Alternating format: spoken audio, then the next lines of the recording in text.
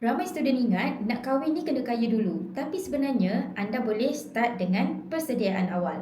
Cuba tengok sekeliling sekarang ni. Kos kahwin makin meningkat. Dulu mungkin kahwin bajet 15k pun dah cukup. Tapi sekarang ni kos catering, kos dewan, kos baju, banyak yang melibatkan kos yang tinggi. Dalam video kali ni, Cik Sa akan terangkan 3 sebab kenapa simpanan emas boleh bantu anda buat persediaan kahwin. Yang pertama, bila kita menyimpan emas ni dapat mengelakkan duit kita cepat habis. Sebab kalau kita simpan dalam bank biasa, kita akan nampak RM kita makin bertambah dan sifat duit itu sendiri untuk dibelanjakan. Akhirnya, kita selalu terkorek balik simpanan kita dan terpakai duit yang ada. Bila anda dah tukarkan simpanan ke dalam bentuk emas, anda akan rasa sayang nak jual emas anda semata-mata untuk memenuhi kehendak. Jadi, simpanan kita bila susah nak dikeluarkan ataupun susah nak dicairkan, kita akan senang kekalkan simpanan. Berbanding dengan simpan duit dalam akaun bank, senang je nak QR kan. Yang kedua, emas ni sendiri membantu untuk pegang nilai kita di masa akan datang. Contohnya, RM100 yang anda simpan hari ini, nilainya pada 5 tahun akan datang takkan sama dah.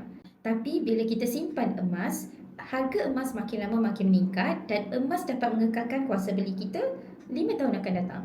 Sebab tu, walaupun anda lambat lagi nak kahwin, tapi buatlah persediaan awal melalui simpanan emas. Yang ketiga, walaupun anda masih student, boleh start serendah RM100. Tak dapat setiap bulan pun tak apa, janji anda dah start buat simpanan awal.